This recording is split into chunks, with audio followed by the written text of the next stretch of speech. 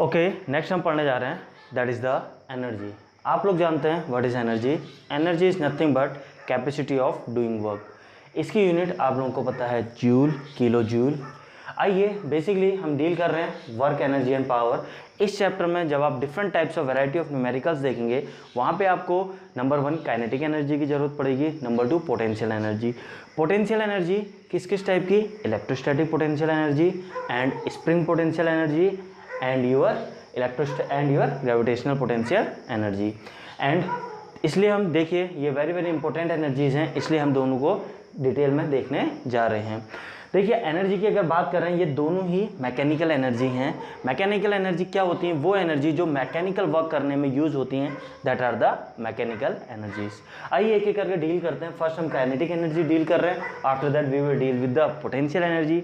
अभी हम अपना फाउंडेशन बना रहे हैं, बेस बना रहे हैं। अगर आपका फाउंडेशन, आपके कॉन्सेप्ट क्लियर हो जाएंगे, उसके बाद हम न्यूमेरिकल के साथ खेलेंगे। आइए स्टार्ट कर रहे हैं काइनेटिक एनर्जी के साथ। Heading is kinetic energy. Late us suppose आपके पास एक ब्लॉक है जिसका मास है m। इनिशियली आपने इसको वेलोसिटी दी v0 वेलोसिटी दी, तो क्या होगा? ये ऑब्जेक्ट, ये मास, ये ब्लॉक आपका मूव करके इसने s डिस्टेंस कवर करी। एट लास्ट क्या होगा? ये रुक जाएगा। इसकी फाइनल वेलोसिटी क्या हो जाएगी? 0 हो जाएगी। तो यहाँ पे मैं लिख रहा हूँ इसकी final velocity v = 0। Final velocity इसकी 0 हो चुकी है। तो इनिशियल वेलोसिटी कितनी है? v0, final velocity 0। आप लोग जानते हैं v² - u² क्या होता है? 2as, जहाँ पे s क्या है? डिस्प्लेसमेंट, a क्या है? एक्सेलरेशन, v क्या है?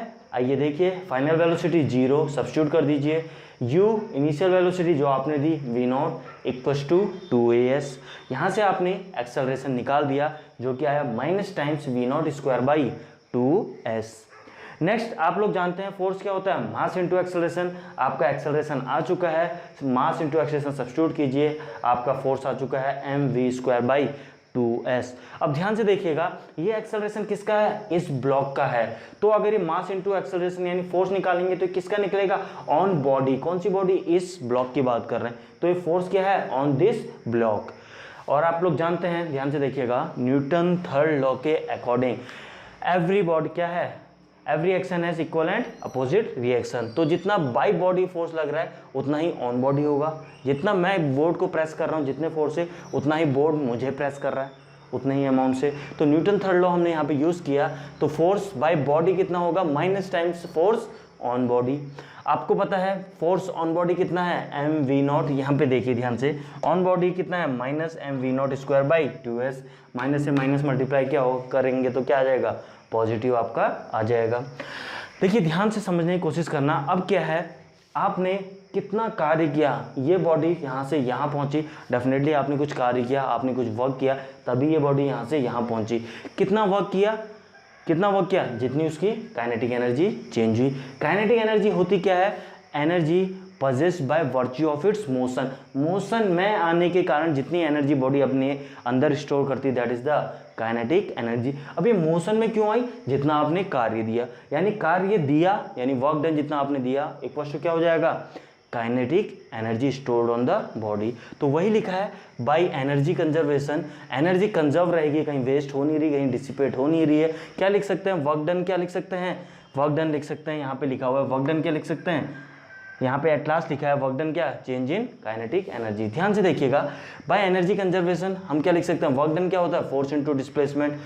F.S डॉट को आप ओपन करेंगे तो क्या आ जाएगा? Fs cos 0 एंड cos 0 क्यों? क्योंकि इसका मोशन भी इस डायरेक्शन में है, इसका मोशन भी इस डायरेक्शन में है, एंड फोर्स भी आपने इस डायरेक्शन में दिया हुआ है। तो यानी इन दोनों के बीच में एंगल 0, cos 0 1। तो आपने f की वैल्यू यहाँ से सब्स्टिट्यूट करी mv0² / 2s एंड s से s कैंसिल हुआ, आपका वर्क डन क्या आ गया? Half mv0²। This is the work done. अब यही वर्क डन क्या हो जाएगा?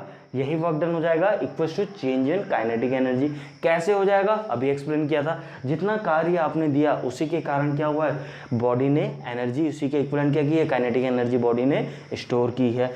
यानी बाय एनर्जी कंजर्वेशन आप लिख सकते हैं work done equal to change in kinetic energy. तो देयरफॉर यहाँ पे क्या लिख सकते हैं? Kinetic energy equal to half mv0²।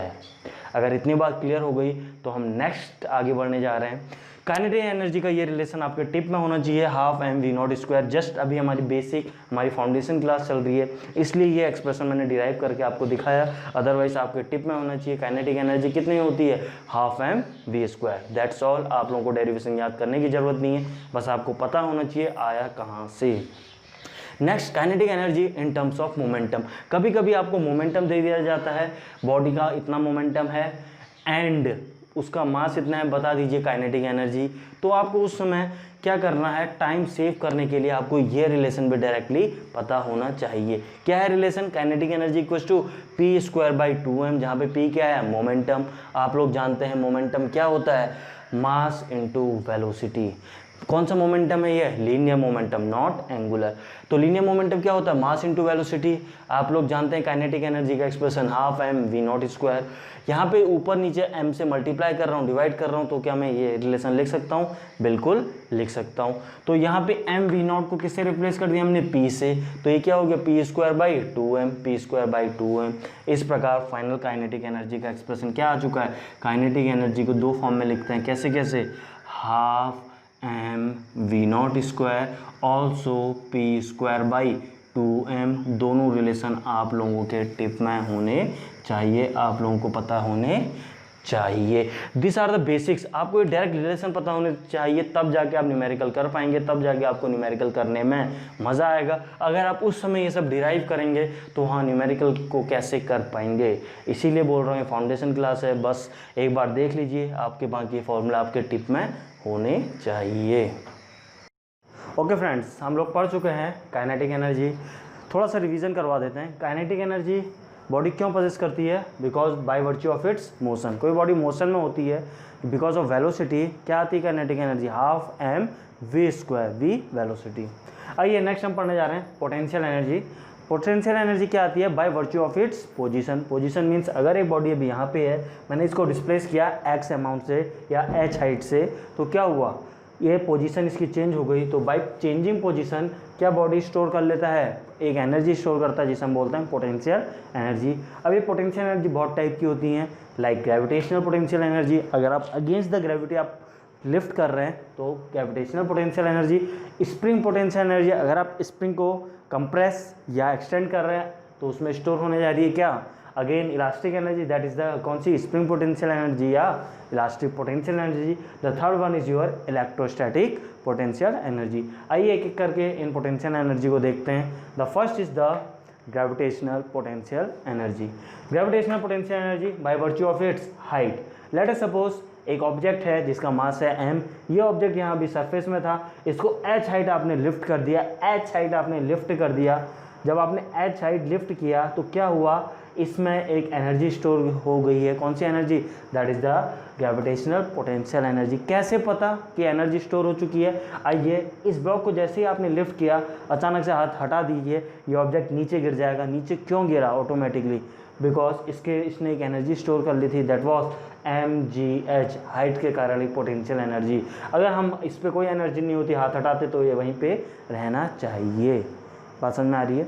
आइए समझते हैं। देखिए वर्क डन आप लोग जानते हैं, F dot S, basic definition work done की पहली क्लास से हम पढ़ते आ रहे हैं। एफ डॉट एस को क्या लिख सकते हैं, F S cos theta. Displacement भी इस डायरेक्शन में है एंड फोर्स भी आपने इस डायरेक्शन में लगाया, दोनों एक ही डायरेक्शन में है। एफ एस दोनों एक ही डायरेक्शन में है, तो दोनों के बीच में एंगल 0, कॉस 0 क्या होता है, 1 होता है। तो आप इसको लिख सकते हैं F S into 1, that is the F S. F क्या है, फोर्स। फोर्स कौन सा लग रहा है, ग्रेविटी के कारण फोर्स। ये ब्लॉक पे कौन सा फोर्स लग रहा है, ग्रेविटी के कारण force, that is the, gravity के कारण कितना लगता है फोर्स, mg। ग्रेविटी के कारण फोर्स कितना लगता है, mg। डाउनवर्ड फोर्स लिखा है mg।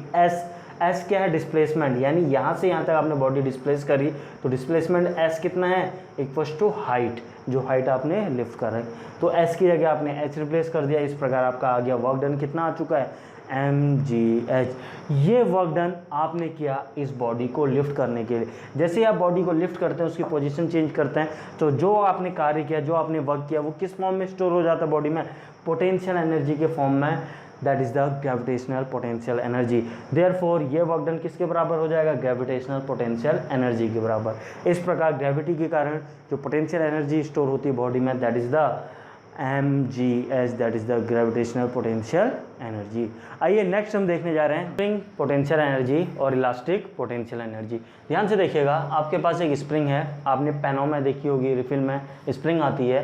लेट अस सपोज ये आपकी स्प्रिंग है, इसकी नेचुरल लेंथ है एल। नेचुरल लेंथ मीन्स ना ही अभी आपने उसे एक्सटेंड किया है ना ही कंप्रेस किया है, नेचुरली जितनी लेंथ है लेट अस सपोज उसकी लेंथ है एल। अब आप क्या कर रहे हैं, इस स्प्रिंग को एक्सटेंड कर रहे हैं, खींच रहे हैं। आपने महसूस किया होगा जब आप स्प्रिंग को खींचते हैं, एक स्प्रिंग अंदर से ताकत लगाती है आपके अगेंस्ट द फोर्स। क्या कर रही हो, अपने आप को रिस्टोर करना चाह रही है। जब आपने एक्सटेंड किया तो स्प्रिंग अपोजिट फोर्स लगाती है, इंटरनल फोर्स, उस स्प्रिंग की एक्चुअल पोजीशन को रिस्टोर करना चाहती है। तो इस समय जो फोर्सेस लगते हैं उन फोर्सेस को बोला जाता है restoring forces. These are the restoring forces. Again meaning बता रहा हूँ रेस्टोरिंग वर्ड का। Restoring forces are those forces जो रिस्टोर करना चाहते हैं actual position of the spring. इतनी बात समझ में आई? तो ध्यान से देखिएगा, जब आप स्प्रिंग एक्सटेंड करते हैं, आपने थोड़ा सा एक्सटेंड करी, स्प्रिंग फोर्स अपोजिट लगा। जब आपने ज़्यादा एक्सटेंड करी तो ज़्यादा फोर्स से वो रिस्टोर करना चाहता है एक्चुअल पोजीशन को। तो ज़्यादा लेंथ एक्सटेंड करी तो ज़्यादा फोर्स, यानी क्या समझ में आ रहा है, यानी जो आपका फोर्स का अमाउंट बढ़ जा रहा है जितना ज़्यादा आप एक्सटेंड कर रहे हैं। कहने का मतलब है force is directly proportional to your क्या एक्सटेंशन, जितना आपने एक्सटेंड किया। लेट अस सपोज एक्स आपने एक्सटेंड किया। तो सिमिलरली इस प्रोपोर्शनैलिटी कांस्टेंट को हम हटाने के लिए, जैसे हम प्रोपोर्शनैलिटी कांस्टेंट हम हटाते हैं तो एक कांस्टेंट निकल के आता है के, जिसे हम बोलते हैं क्या, स्प्रिंग कांस्टेंट। तो इस प्रकार स्प्रिंग फोर्स कभी आपसे पूछा जाए तो स्प्रिंग फोर्स क्या होता है, नथिंग बट के एक्स, एफ इक्वल्स टू के एक्स। अब ध्यान से देखिएगा, यहाँ पे हमें निकालना है वर्क। वर्क क्यों निकालना है, स्प्रिंग की हमें पोटेंशियल एनर्जी निकालनी है। स्प्रिंग में पोटेंशियल एनर्जी आई कहाँ से, आपने कुछ कार्य किया। कहाँ किया कार्य, स्प्रिंग को एक्सटेंड करने में। आपने जितना कार्य किया वही तो उसके अंदर पोटेंशियल एनर्जी के रूप में स्टोर हुई है। तो आइए ध्यान से देखिएगा, हम जानते हैं वर्क डन क्या होता है, force dot displacement, basic definition of work done. अब ध्यान से देखिएगा, जब हम स्प्रिंग को एक्सटेंड करते हैं, लेट अस सपोज आपकी ये स्प्रिंग है, ये फिक्स पोजीशन है और ये आपकी स्प्रिंग है, कॉइल यहाँ तक natural length.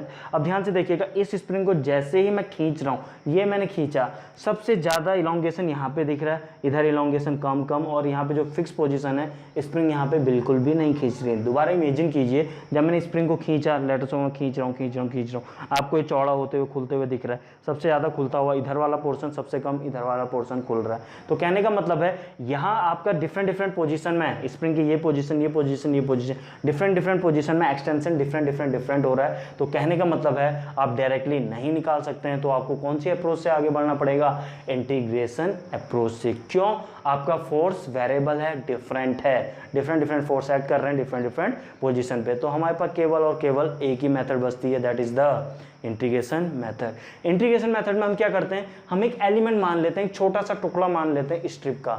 Late us suppose ये नेचुरल लेंथ से मैंने इसको x अमाउंट खींचा, x पोजीशन पे मैंने dx एलिमेंट का एक स्ट्रिप, छोटी सी स्ट्रिप कंसिडर कर ली है। ये छोटी सी स्ट्रिप है, ये आपको मैंने काफ़ी चौड़ा दिखाया ताकि आपको विजिबल हो, otherwise it is very small strip. अब आपको पता है ये स्मॉल स्ट्रिप के लिए अगर हम वर्क डन निकालें तो ये छोटी सी स्ट्रिप के लिए वर्क क्या आएगा, छोटा सा वर्क मीन्स डी क्यों लिखा जाता है, स्मॉल को दिखाने के लिए, छोटे वर्क को दिखाने के लिए। तो DW इक्वल टू क्या हो गया, F.dx। क्यों, छोटे से स्ट्रिप में क्या है, ये डिस्प्लेसमेंट क्या हुआ है, थोड़ा सा डिस्प्लेसमेंट dx हुआ है और उस समय फोर्स कितना लग रहा है, आपने एक्सटेंड कितना किया है x, तो फोर्स ये जो रिस्टोरिंग फोर्स है कितना लग रहा है, रिस्टोरिंग फोर्स ये लग रहा है f, और f इक्वल टू क्या होता है kx। तो यहाँ से F.dx को आप खोलेंगे तो F.dx cos 0 क्यों, बेसिक डेफिनेशन, फोर्स और डिस्प्लेसमेंट एक ही डायरेक्शन में है यानी उनके बीच में एंगल 0, cos 0 1, f की वैल्यू kx, dx इंटीग्रेट कर देंगे कहाँ से कहाँ तक, 0 यानी नेचुरल लेंथ से जहाँ तक आपने एक्सटेंड किया है, तो कितना हो गया 0 से लेट अस सपोज x0 तक आपने इंटीग्रेट कर दिया। k कांस्टेंट है, k को ले लीजिए बाहर, x को इंटीग्रेट करेंगे तो x² 2 सब्स्टिट्यूट कर दीजिए, लिमिट 0 से x0, आपका रिलेशन आ चुका है वर्क डन कितना, हाफ kx²। और इतनी बात समझाने की ज़रूरत नहीं होनी चाहिए, जितना आपने वर्क किया इस स्प्रिंग को एक्सटेंड करने में वही तो आपका पोटेंशियल एनर्जी के फॉर्म में स्टोर हुआ है। तो दैट मीन्स ये work done equals to potential energy, कौन सी, इलास्टिक पोटेंशियल एनर्जी और स्प्रिंग पोटेंशियल एनर्जी। इस प्रकार आपका आ चुका है क्या, potential energy of the spring half kx², force कितना लगता है स्प्रिंग पे kx, और हमने क्या सीखा, ग्रेविटेशनल पोटेंशियल एनर्जी कितना, जब आप किसी ऑब्जेक्ट को सरफेस से ऊपर ले जा रहे हैं तो पोटेंशियल एनर्जी ग्रेविटी के कारण कितनी, mgh। यहाँ तक शायद आप लोगों का क्लियर होगा। एक बात मैं आप लोगों से कहना चाहता हूँ, ये बेसिक क्लास फाउंडेशन क्लास चल रही है। यहाँ पे जितनों के भी देखिए, मैं सारे स्टूडेंट्स को ये मानते हुए ले के चल रहा हूँ कि सबका लेवल 0 है, ताकि इसमें मुझे पता है कुछ स्टूडेंट का लेवल 50% है, कुछ का 80% है, किसी का 0 है। लेकिन मैं ऐसा तो नहीं कर सकता हूँ कि डायरेक्टली मैं न्यूमेरिकल कराऊँ, IIT JEE लेवल के कंपटीशन लेवल के क्वेश्चन कराऊँ। तो मुझे बेसिक से उठना है। अगर आपके कॉन्सेप्ट इस लेवल के क्लियर हैं, आपको बेसिक क्लास की ज़रूरत नहीं है, तो आप डायरेक्टली शुरू के 2 या 3 लेक्चर छोड़ के डायरेक्टली न्यूमेरिकल पेज आ सकते हैं। न्यूमेरिकल में देखिए हाई लेवल के हम न्यूमेरिकल करने जा रहे हैं, लाइक SC वर्मा, लाइक इरोडो, ताकि आप कॉम्पिटिटिव एग्जाम क्लियर इजली कर सकें। Thank you.